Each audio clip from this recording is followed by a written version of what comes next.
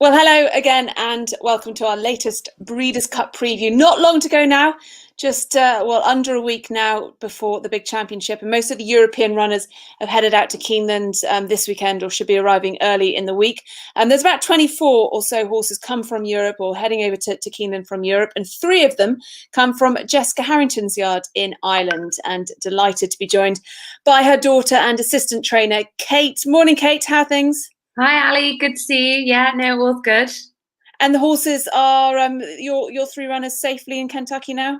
Yeah, they're there with our 3 staff. Adrian's in charge, Eddie and Aoife, and they headed off on Friday morning, and they got there late on kind of early Saturday morning. So it was kind of, I think, about 22 hours the whole trip and all. And by the time they flew from Shannon to Stansted and got on the plane and then got to Lexington. So it's all really good, really exciting.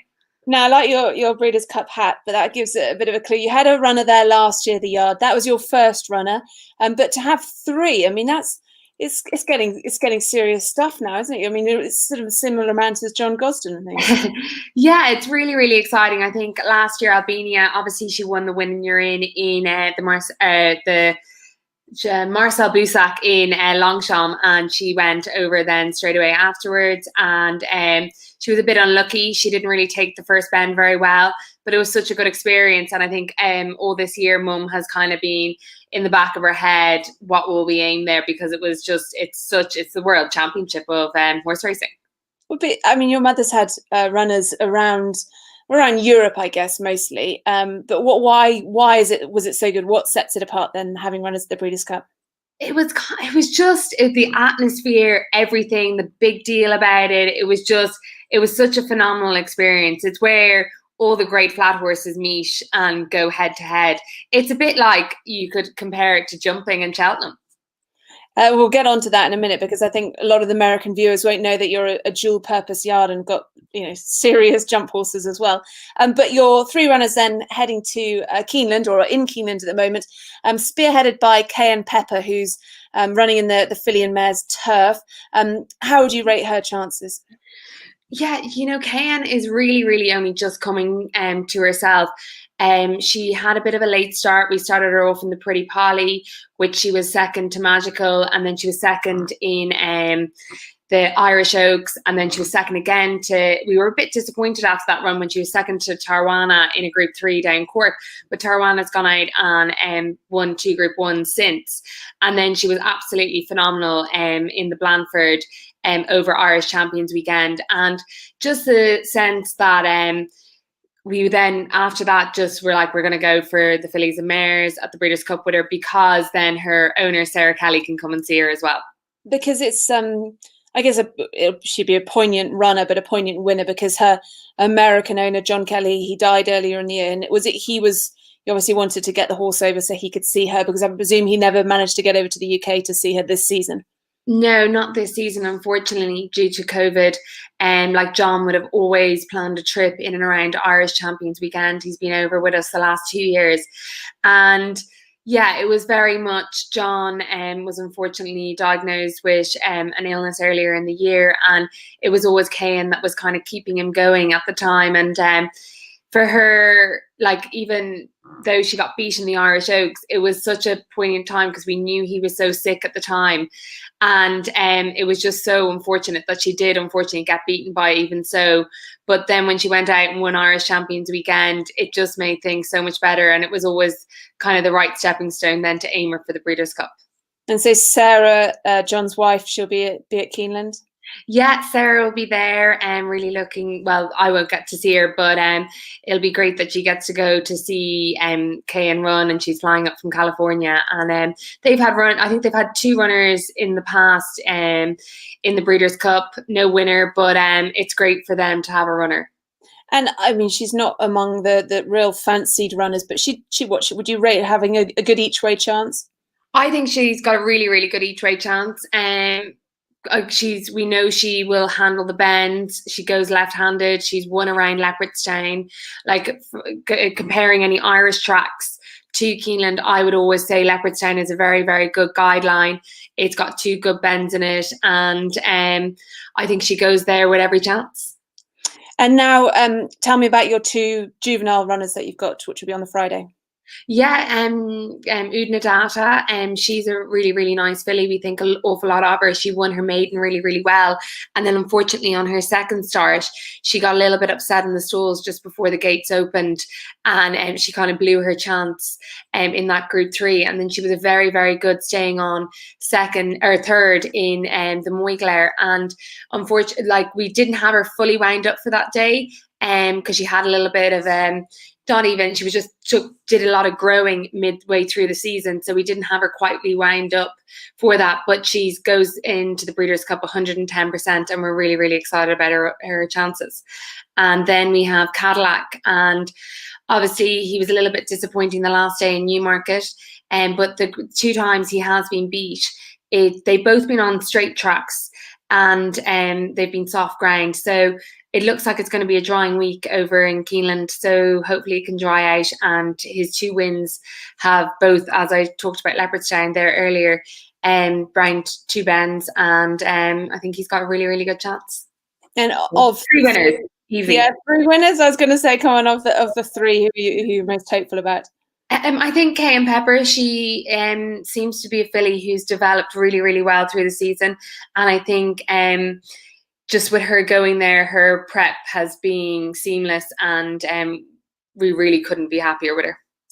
And she's travelled over okay because she's arrived in Keeneland? Yeah, she's travelled over really well. She ate and drank, and she did a lot of lying down all day Saturday, so that's something I like to see. And Adrian, I just got a message from there just before we went on saying she'd eaten up last night and seems much brighter this morning.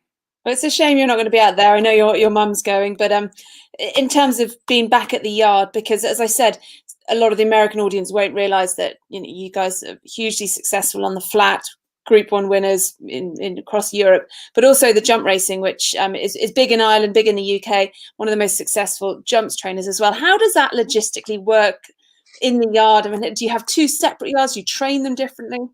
No, they're all like thrown in. Like, you could come up to our yard and like first lot is literally there'd be 2-year-olds, 3-year-olds, jump horses, 3-mile chasers, 5 furlong sprinters. Like, they're all, Mum is a genius. She seems to train them all together, and we're very, very fortunate with our gallops we have at home, is that we can mix things up and they all train alongside seamlessly. And do they train? Do you do different type of training for a 3-mile chaser to a 5 furlong sprinter? Yeah, well, they go a lot. They do a little bit more endurance work compared to the 5 furlong sprinter. But you could easily have a 2-year-old, especially now when we go into December, January, when all the yearlings come in. You could have a yearling upside the 3-mile chaser, because Mum always says the older horses and the jumpers treat the young babies manners. I bet it does help, doesn't it? Rather than have a string of 2-year-olds, having the old jumper in there as well to keep things a bit calmer. Nicer for the work riders. You're very much involved with the yard. So is your sister Emma. A real family affair. What was it? I mean, growing up, was it always going to be a career in horses for you? No, it was always going to be a career in horses. I always wanted to be within horses. It was probably more I wanted to go to the Olympics and go 3-day eventing. And it was just fortunate enough that when our great jumper Moscow Flyer retired, Mum thought it would be a good idea if I rode him in a charity race. So I got the bug that day in Punchestown when I rode him, and of course he went and won with me, and I just got the bug, and I got my amateur license then, and I rode plenty of winners on the track and on the flat. So it was that's kind of how it all happened. Because your mum did event and did go to the Olympics, am I right? For yeah, she went. She actually, unfortunately, went to the Los Angeles Olympics, and her horse actually went lame when it got out there. And then she was meant to go to the Olympics, but the substitute Olympics, when it was all boycotted, then she technically went twice, but didn't actually get to compete. But obviously competing at the top level in eventing, and you did as well yourself, and juniors and young riders. Do you think that's helped when it comes to racing, and in terms of really being able to spot potential in racing, but also just day to day in horse management? Yeah, I definitely think it does help. Like, it's all about ground routes. Like, I always think the engine on a horse comes from the back end. So the horse has got to be like on the flat in dressage or anything. The horse has got to be working through from behind. And it always drives me mad. Like a lot of our horses would ride out in running reins, especially during the winter, and just to make sure they're going in the right shape. And we're very, very fortunate because we're in Kildare and there's a lot of good young eventers that event living near to us, and they ride out for us. So we've got a lot of really, really good girls who know all about dressage, having a horse going the right way. So we're really fortunate in that sense that we do get horses going. Well, I'd like to think get going in the right outline and shape, and I think it really does help them when they go racing, and they've got to put that little bit of extra power towards the end of a race.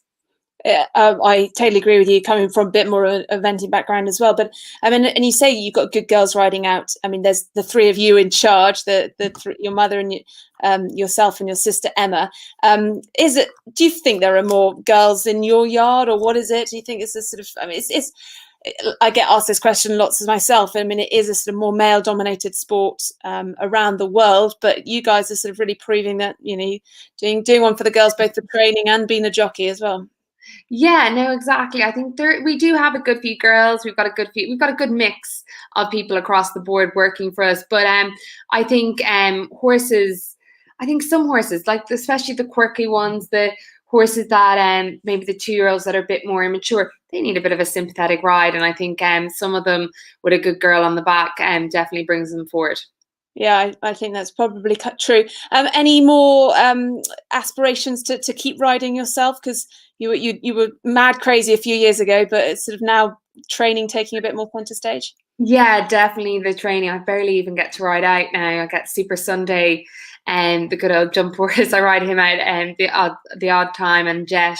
But no, I'm much more on the ground helping mum the whole time. And it's full on when you have 30, 40 horses in a string. You have to be on the button, and you have to be watching, seeing how they're working and everything. And I'm really, really enjoying it. It's definitely a role I've definitely taken on more so in the last year and a half. Well, you're going to be holding fort then while your mum is out in Keeneland, hopefully picking up lots of prizes out there with the 3 runners. Thank you very much for joining us, Kate. Good luck this week. So Kay and Pepper, just a reminder then, probably, well, you thought was the sort of best chance of the 3 of your runners? Yeah, I hope if any of them were to win, I really want her to win. It would be super if she does. Thank you, Kate. And just a reminder, as you can see on the bottom of the screen, that for all your Breeders' Cup coverage, visit americasbestracing.net, and there'll be some live shows previewing all the action from Keeneland this weekend. But from Kate and I, it's a very warm goodbye and good luck to all the runners and riders at Keeneland for Breeders' Cup 2020.